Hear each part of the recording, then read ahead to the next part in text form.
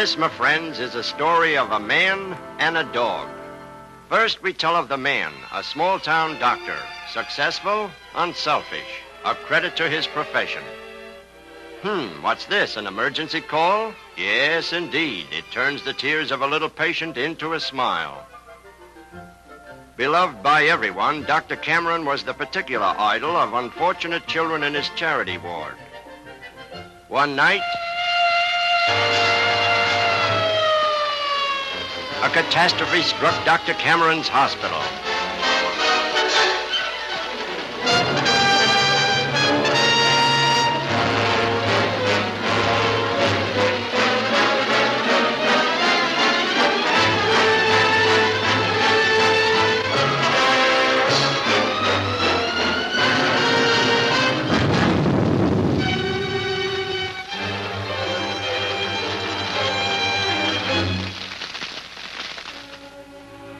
Long months of despondent convalescence followed. Though still widely acclaimed, Dr. Cameron's heroism brought his life's work to a close at the very height of his career. Buried in the charred remains of his hospital were the ashes of his hopes, his ambitions, his ideals. Dr. Cameron would never see again.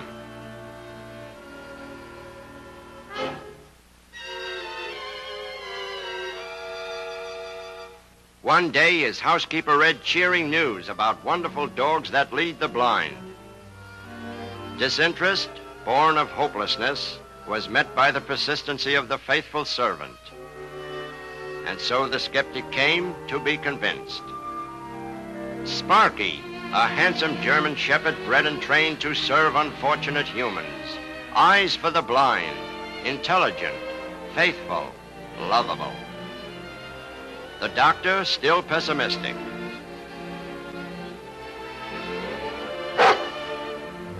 Sparky's greeting only brings to the surface the timidity that goes with this affliction. But he soon took care of that. Who could help but respond to the advances of a pooch like this?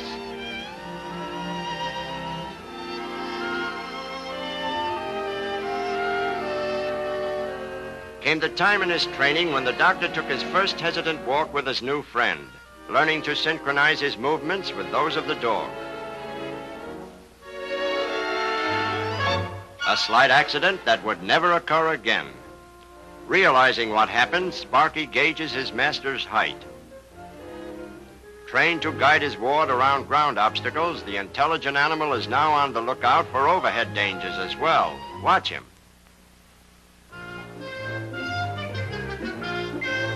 Good dog, Sparky. A month later, Dr. Cameron stepped out confidently in street traffic. Sparky had delivered him from his desolation, had given him new hope, new courage. Ever vigilant, this dog allowed nothing to interfere with his work, not even other dogs.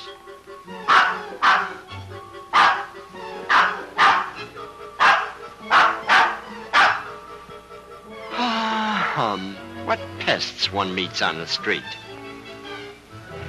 Suddenly, a drunken driver.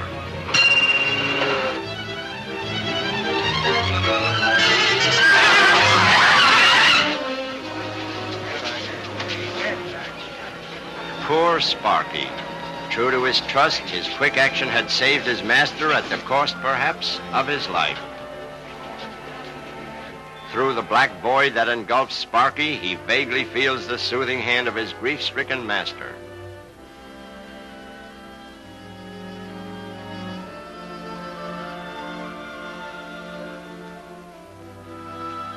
Then, joyous news, Sparky recovering, and in a few months, hello, little latherpuss. Once again, life was just a bowl of hamburger for Sparky. That is, all excepting these beds. Phooey.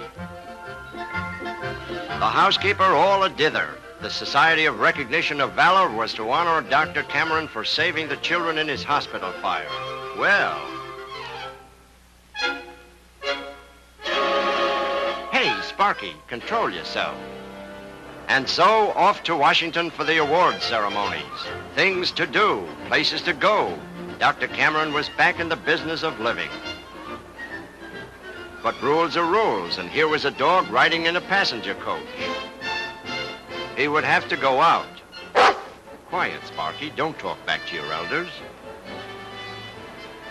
Railroad regulations, inspired by fussy passengers, demanded that dogs must ride in the baggage car.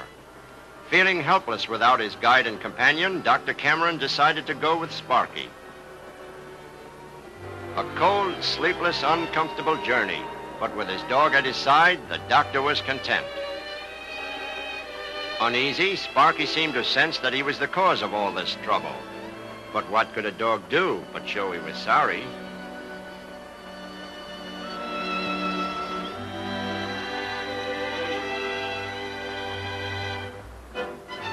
On Dr. Cameron's arrival, the awards committee was on hand to welcome him to Washington.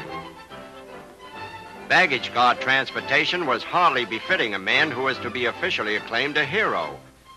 The committee chairman asked how come, and Sparky wondered what all this gab was about. Dr. Cameron's explanation aroused the chairman, who also happened to be a congressman, and who volunteered immediate action. Soon after receiving his Medal of Valor, Dr. Cameron was asked to appear in connection with a proposed bill, a law that would permit dogs like this to ride in passenger cars.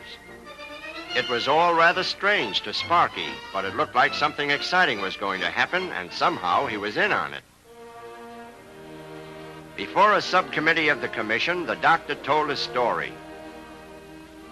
And as the blind man talked, his most ardent listener reacted to every inflection, and alert, studied the other listeners. Members of the committee, however, were hardly as interested as Sparky. After all, this was not exactly a vital issue. Perhaps Dr. Cameron's oratorical talents were limited. Perhaps he didn't tell his story well. At any rate, though he couldn't see it, he wasn't getting anywhere. His plea was failing. What's this, making important notes? Well, not exactly. Things weren't going so well with little old Sparky, and it looked like he would continue to ride with the trunks and the crates. Oh, dear. Yes, sir? Too bad, Pooch.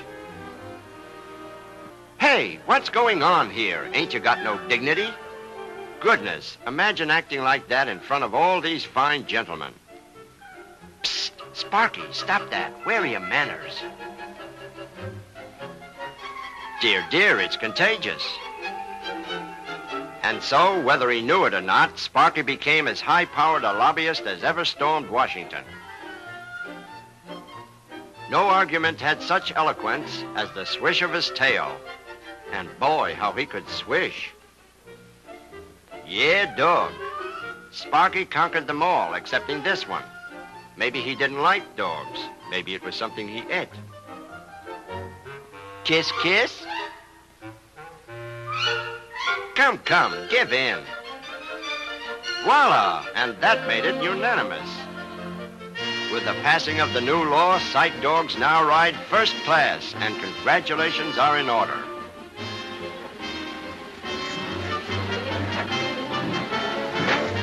Well, remember him? He's our old friend, the dog putter-outer. Come, come, Sparky, shake hands. Toodaloo, handsome. Toodaloo yourself, Mr. Pullman. Nice work, Sparky, and nice dog. Goodbye.